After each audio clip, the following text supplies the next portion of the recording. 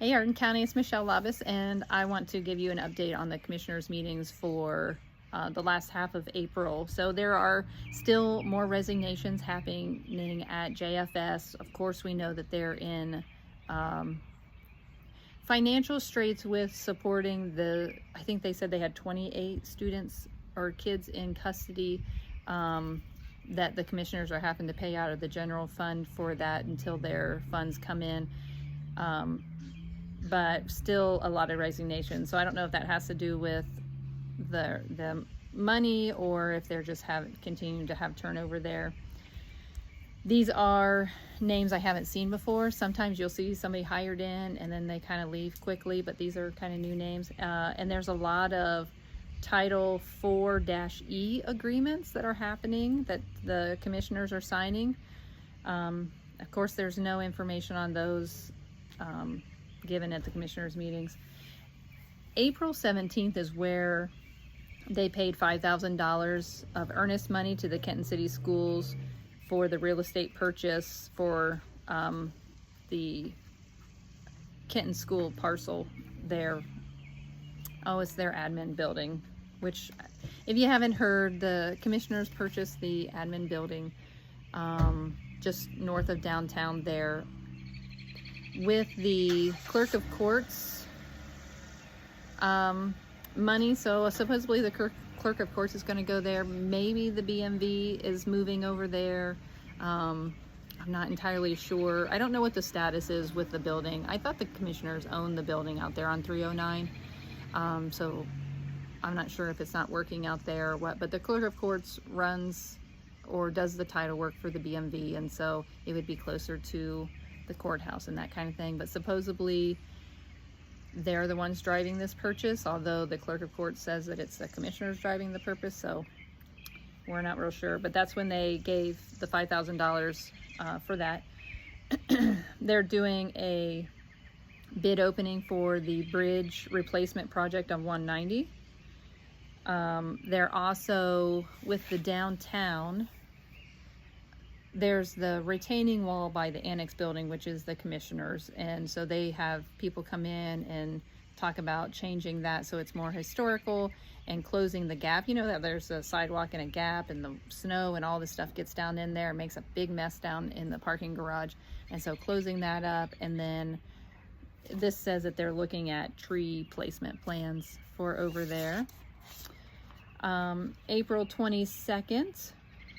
So this is a little bit of a story that's interesting when you kind of look at the meetings this way, that April 22nd, they had an enterprise zone with Robinson Finn that they signed, which would be a resolution. But then it gets rescinded on April 24th, and then they have another one. So something changed. Now the paper talks about Robinson Finn getting 100% tax abatement for, you know, they're in this new zone. And so I don't know, you know, something must have been wrong on it and they had to redo it. So they did advance funds to JFS. Of course, they need that to pay for the kids.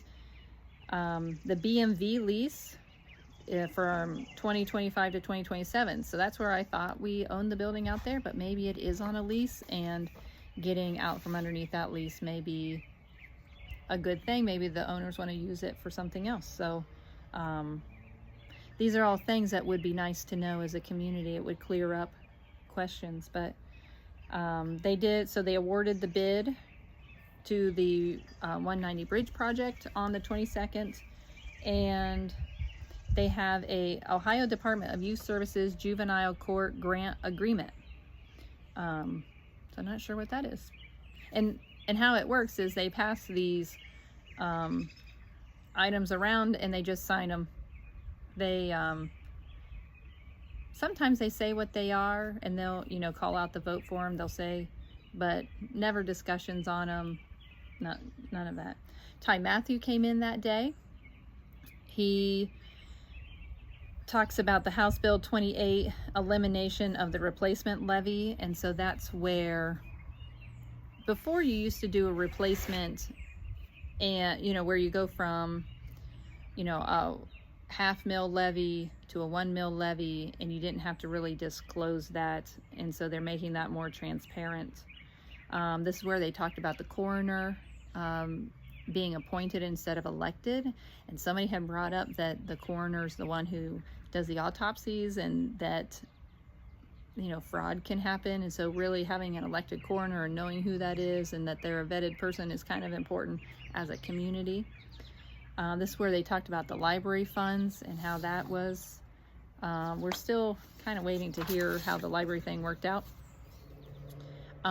Richard, the maintenance guy, came in. The AC and air handler and thermostat it's $15,000 to get a replacement there. I forget if that's the, oh yes, the auditor's office. So theirs is the last unit to be replaced, and so they're going to get that replaced for $15,000 from Jack's Heating and Plumbing. Another thing, and I had to look this up because I didn't know, Corsa and Facility Dude, which Facility Dude is a software that helps maintenance guys kind of keep track of, you know, maintenance on properties and, you know, equipment and those kinds of things. So they have an MOU, which means that they're going to pay, it's an agreement, to Facility Dude was to bill Corsa 75% of that cost, right? So Corsa, so sometimes the insurance companies give you an incentive. They say, you know, if you're going to implement the video surveillance for the body cam things, you know, then we'll offset the cost of that because you're reducing risk, or if you know, do certain things to reduce risk, then they'll pay you back for that. So it sounds like they've paid back 75% of that cost.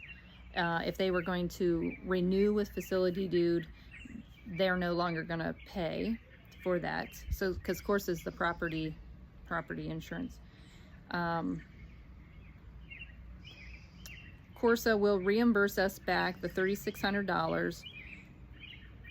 So it says in here, I don't want us to drop it. I don't want to move to anywhere else. We started in 2014 and have 11 years of data in their database. I would hate to see it just tossed out the window. There's nothing to do. I just wanted to keep you guys informed on what's going on.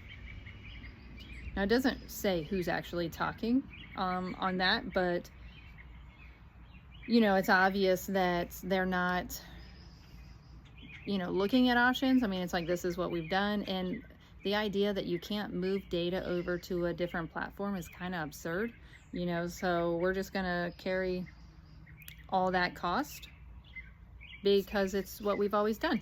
So there you go. They are still working on the annex floor work.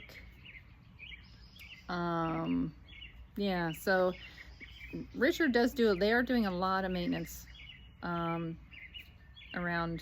Hardin County. So they had the bid openings for the engineer and county and township road overlay project, you know, that they had. The Shelley company usually gets those bids. So I have noticed that. All right, April 24th.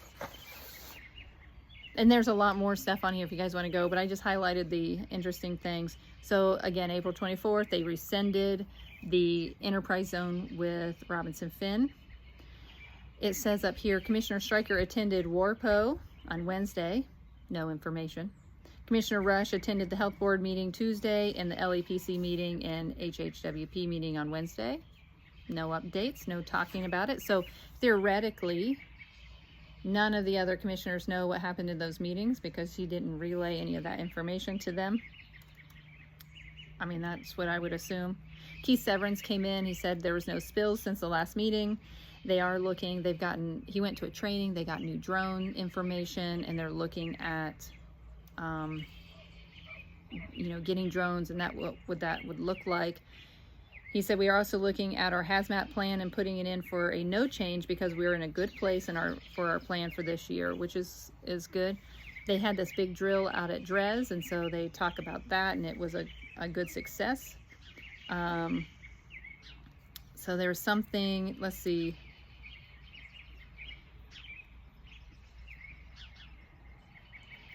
So they're combining, so Abe spoke up in the meeting and said that he thinks this will be okay. So he's talking about LEPC and EMA joining together. We've been talking about this for months, you know, and Keith has been kind of getting the things in order to do that.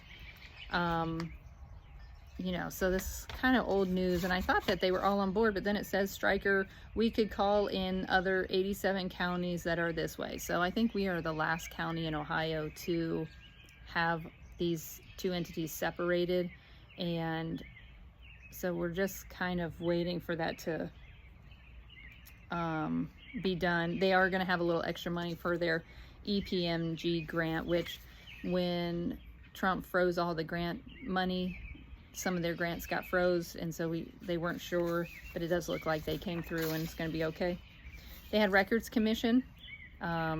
So what happens with Records Commission is people come together. So you have Brenda Rainsberg, Clerk of Courts, Stephanie Epling, Nancy Motter, Lisa Rulin, Sharon Huston, Fred Rush, Joe Sherman, and Tim Stryker and Katie Henson are all there. So kind of heads of these departments.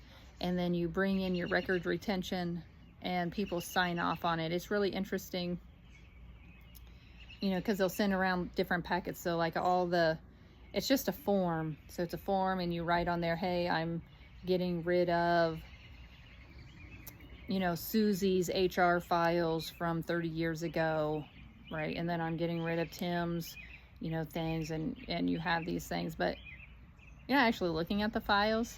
So it's, you know, they're checking it for correctness. Like there was one time something wasn't signed and somebody caught that, and, you know, they got back and signed it, but not sure what it's actually, the purpose of it is, other than, I know records retention is important. I will say that, but I don't know what the commission expects to find, because if you're doing it incorrectly, there's no checks and balances in that way. Or, you know, I would suppose it would be really good if you were Records Commission to make sure that you're educating the other departments and making sure that they are actually doing their records retentions, because that's probably the biggest thing, and that they're doing it properly. So I don't know. It was kind of an enigma to me.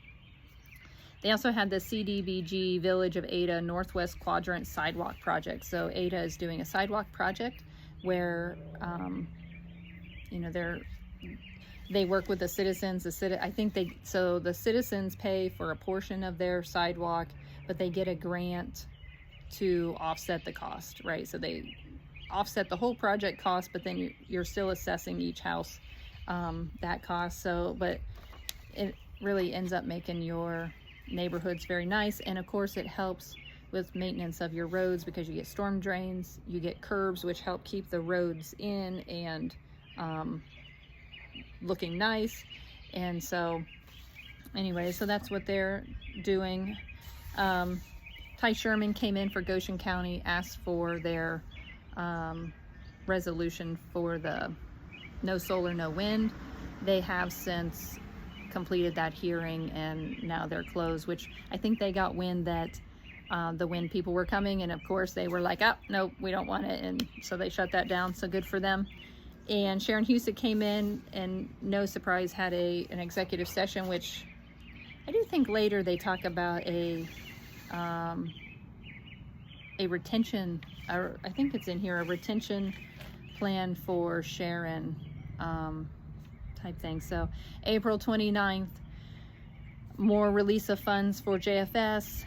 They have a deed release for CHIP. So there were some, so CHIP housing was kind of a nightmare as far as maintenance and keeping things active and maintaining that program. And so they have gone through, they've kind of done their time, and they've gone through and released these houses out of the CHIP program, and we're no longer hosting the CHIP program, or at least applying for new programs in that. And then indignant defense for April, we're you know, we have to pay those bills for the indignant defense. All three commissioners went to the legislative breakfast at the golf course on Friday. They also volunteered at Keep Hardin County Beautiful for the drive-through barbecue dinner. And they also went to the solid waste meeting. Commissioner Rush went to the FCFC meeting on Monday at the YMCA and no information about it. So just put that in your pocket. RWE development came, so that was a solar, that's,